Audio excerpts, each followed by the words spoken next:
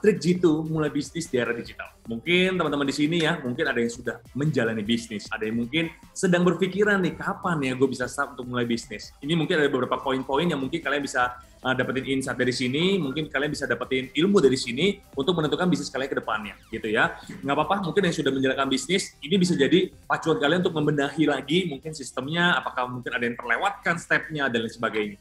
Gitu ya, mudah-mudahan tips ini bisa bermanfaat, dan kita langsung aja mulai ke topiknya kita nih. Yang pertama, how to start a business gitu. Ini ada beberapa poin yang mungkin saya akan jelaskan, gimana sih cara memulai bisnis. Yang paling pertama yang bisa saya berikan adalah, kalau kamu mau mulai bisnis, tentukan dulu, apakah kamu punya mindset entrepreneur atau kamu cuma FOMO aja. Ya, di sini penting banget. Karena kenapa sih saya masukkan sebagai yang paling pertama gitu. Kebanyakan orang-orang di Indonesia nih ya, di Jakarta ini banyak banget yang orang mulai terjun ke dunia bisnis dan akhirnya gagal karena apa? Karena ikut-ikutan. Ya, banyak banget anak muda nih ya, anak SMA mungkin, anak kuliahan gitu ya, lihat kayaknya, atau mungkin anak yang udah kerja kantoran gitu ya, lihat kok kayaknya dia kayaknya punya bisnis kayaknya enak ya. Ini dia punya toko ini kayaknya enak ya. Kelihatannya enak, dan kita merasa kayaknya gue juga pengen deh, gue juga pengen. Ikut-ikutan, fear of missing out. Kita ketakutan, takut ketinggalan. Kayaknya kok teman kita udah mulai di situ, kok kita masih di sini aja ya? Kita merasa ketakutan. Ya, sedangkan mindset entrepreneur itu nggak boleh didasari oleh FOMO ini. Gitu. Penting banget untuk kita sebagai entrepreneur ini, tanggung jawabnya cukup besar. Ya, kalau misalnya kita kerja di kantoran nih ya, tanggung jawabnya sebenarnya punya CEO itu, tanggung jawab di CEO, dia mau ngapain, produknya laku apa enggak, dan sebagainya, yaitu resikonya ada di CEO. Kita sebagai pekerja ya cukup digaji aja.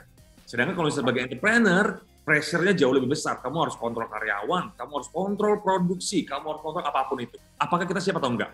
Ya, apakah kamu nih punya mindset seperti ini? Apakah kamu punya mindset untuk bisa melihat visi misi sebagai entrepreneur? Ya, yang kedua, apakah kamu tipe orang yang berani ambil resiko atau enggak?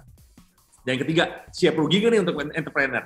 Ya, dan yang keempat nih, mau terus belajar atau enggak? Karena sampai saat ini pun, saya pun masih terus belajar sama mentor-mentor dan lain sebagainya. Saya lihat, membaca-baca buku, dengerin presentasi mengenai bisnis dan lain sebagainya. Itu bantu kita upgrade, kita punya knowledge terus gitu loh. Dengan mungkin ada seminar dengan pembicara siapa dan lain sebagainya, kita harus terus belajar. Nggak bisa cuma, udah sebagai entrepreneur, udah titik terakhir kita nggak bisa. Kita harus terus belajar. Dan yang tadi poin ketiga nih, siap rugi atau enggak?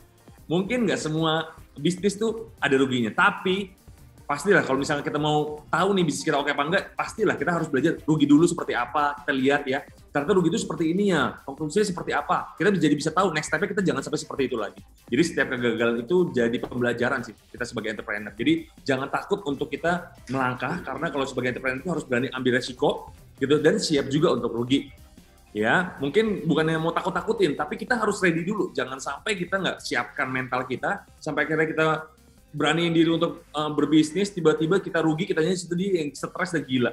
Itu kan sayang sekali. Tapi kita harus siap juga nih. Mungkin bukan takut-takutin, tapi kita harus siap mentalnya kita.